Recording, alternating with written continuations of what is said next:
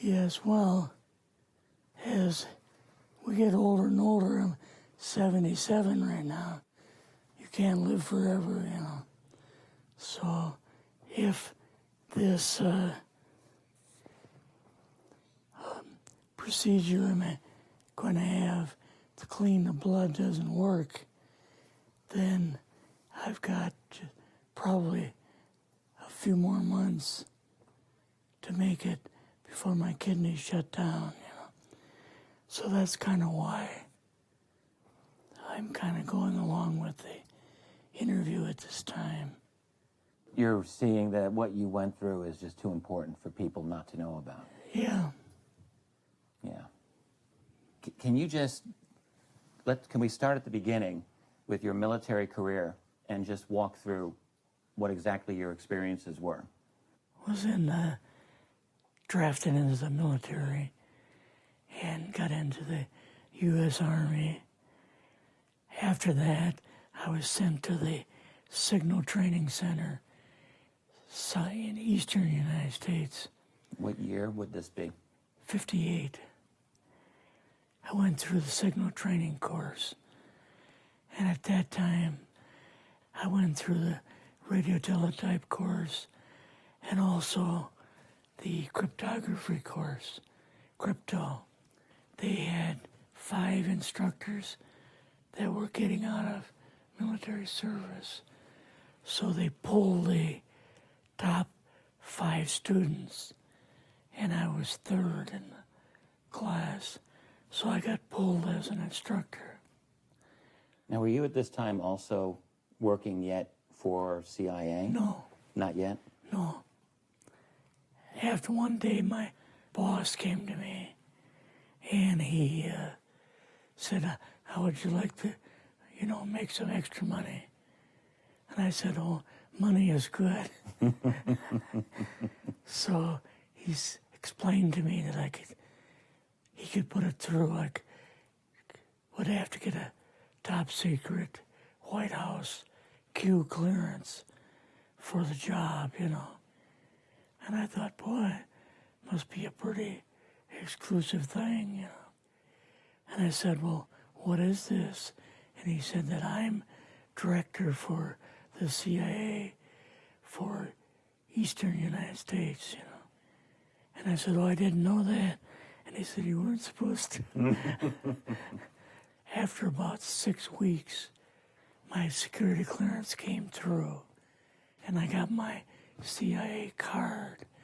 It was an ID card, like a credit card, where I could just go up to the door and slice it, walk right in. And my name at that time, I used an artificial name, too. Never used my real name.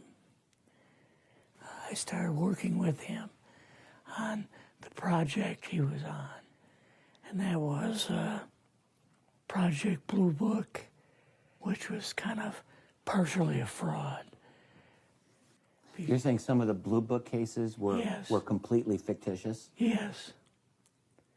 But the cases that we got came from, I think it was Fort Belvoir, Maryland.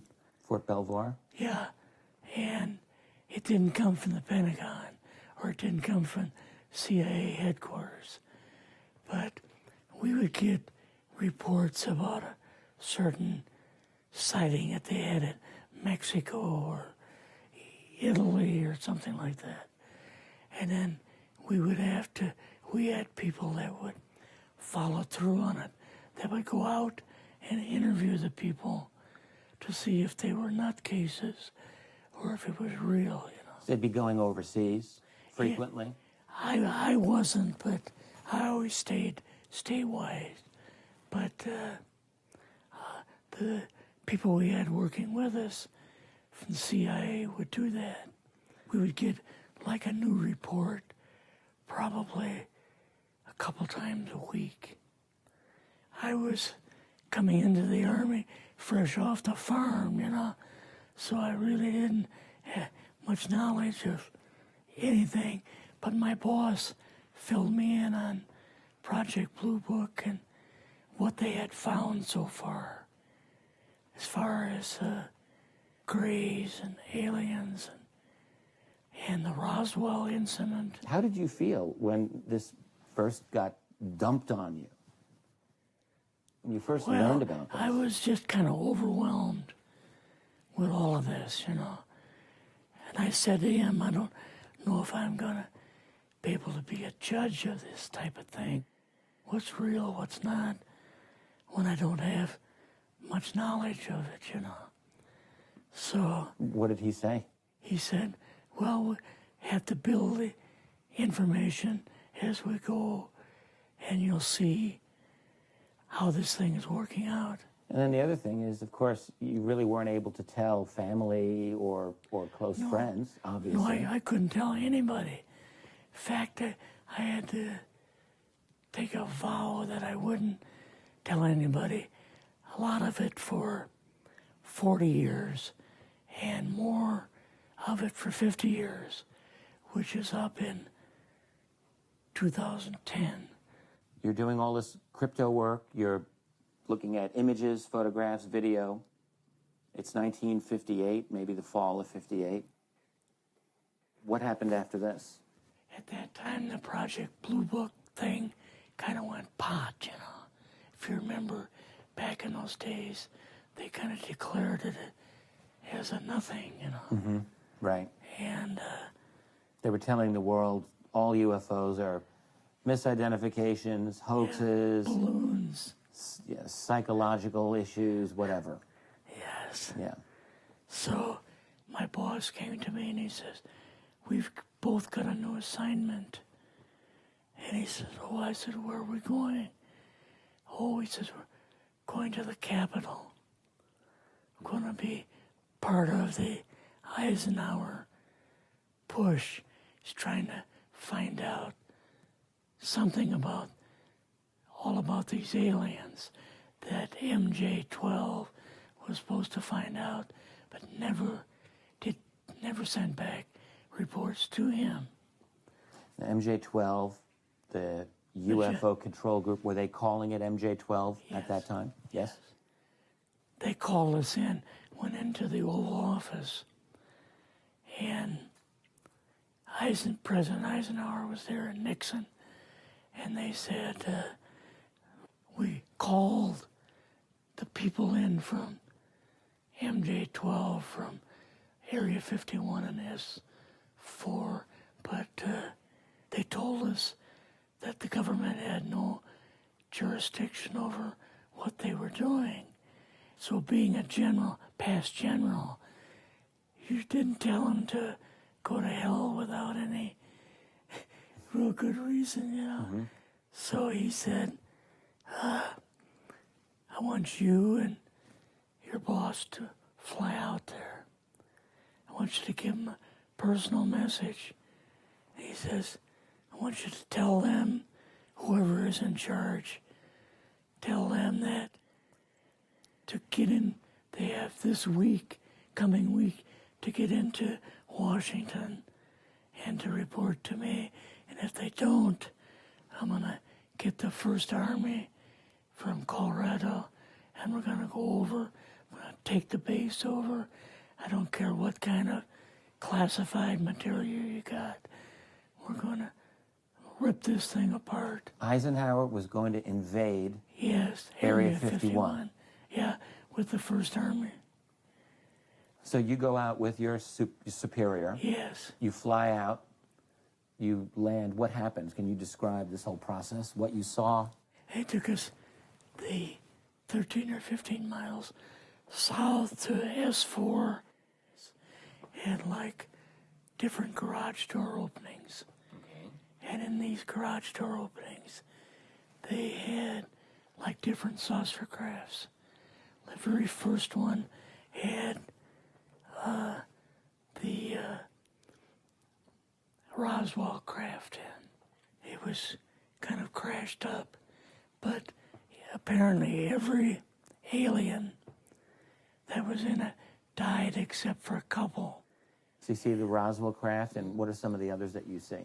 Well, the Roswell Craft was really strange because it looked like real heavy aluminum foil.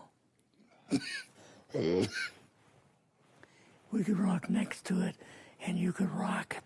The whole thing probably weighed 150, 300 pounds. Could they tell what the source of power was of this craft? Yeah, it was like a reverse gravitational thing of some kind. In fact, one later on, I got the mathematical code for reversing gravity in a 3x5 card. I guess there are different types of grays and so on. How did you see that evidence? Well, at the later on at S4, we viewed the autopsy film, and then the colonel said, "What we've got in here is we're interviewing a gray alien." All right, right there. How did you feel at that moment? Well, I thought, boy, we had no idea we were going to see the real thing. All we saw was film. You had to have a little bit of heart racing at that Yes. moment. My boss was able to go in and had a partial interview with him. So what did this gray alien look like? Could you describe him a little bit? This one looked a little bit oriental. So I'm just wondering if it looked almost human, what about this didn't look human? No, it didn't look human as far as the skin tone and basically the shape of it and the size. How was its head size compared with a normal human, for example? Brain was kind of a little bit bigger. And some of the nose was very, very small. And the ears were just like holes. Mouth was very small. Now, why were they bringing you out here at all, anyway, to see an alien? What was the point? To go back and tell the president they actually had one. So he did not know at this point No, if there was an alien at S4. no. What did you do then at Area? Were you done, or did you have other things to do at Yeah, so S4? basically we were kind of done, went back to Area 51. They took us into the main building, and there we saw a U-2, which of course we didn't know existed. And a model of the SR-71. Yeah, the Blackbird. So, but like I mentioned earlier, it was not a model of the current Blackbird. It was an earlier version. But an early version. Did you go directly to Washington after this? Yes. Or did you go somewhere else? How did they get, did you fly regular airline or? We flew back to the commuter plane back to the air base, and then took President Eisenhower's Lockheed Electra back to Washington. You and your supervisor, Yeah. superior officer, and now you're meeting with the president? Yes. Can you describe this? Well, we met with him in, the second story of the old OSS warehouse building. And Eisenhower and Nixon were there, and also Hoover was there. So he asked us what was going on, and we told him about the alien, the whole situation, and the black projects and so on. And he was just totally shocked. He appeared for the first time to be worried. You know, like he was worried. I would think that Eisenhower he certainly knew that flying saucers were real. Yes. He knew that there were aliens. So I guess I'm just wondering, what would he have been, really surprised about? Surprised about the black programs. Eisenhower said, got to keep this thing completely secret. You know, can't talk about this. Your actual name is, I mean, the name you grew up with, that was a different name than what you Yes. had in the... I never used it in the CIA at all. Now, what about today? You're going on the public record, and this is still sensitive information, even though earlier you talked about, you know, security oaths that maybe expire after a certain period of 50 time, years. but you're still concerned. Linda Motenau's phone call, her phone was tapped, and they got my phone number, and through the telephone company, they were able to find me, and so on. When they found you, what happened? I was going to a grocery store. Two guys in a black suits come out of a black Lincoln town car and came over to see me. And they told me that I better not publish anything or talk to Linda about any more things. So at that time, I did, you know, I stopped. That was enough to intimidate you. Yes. Rather remain anonymous. Never show my face on anything. Really, thank you for doing this. Yes. This was, I guess, kind of a good idea because I feel much better having talked about it. I kind of feel like there's a load off my shoulders. Really? Because I had an awful lot of secrets that I had kept over the years.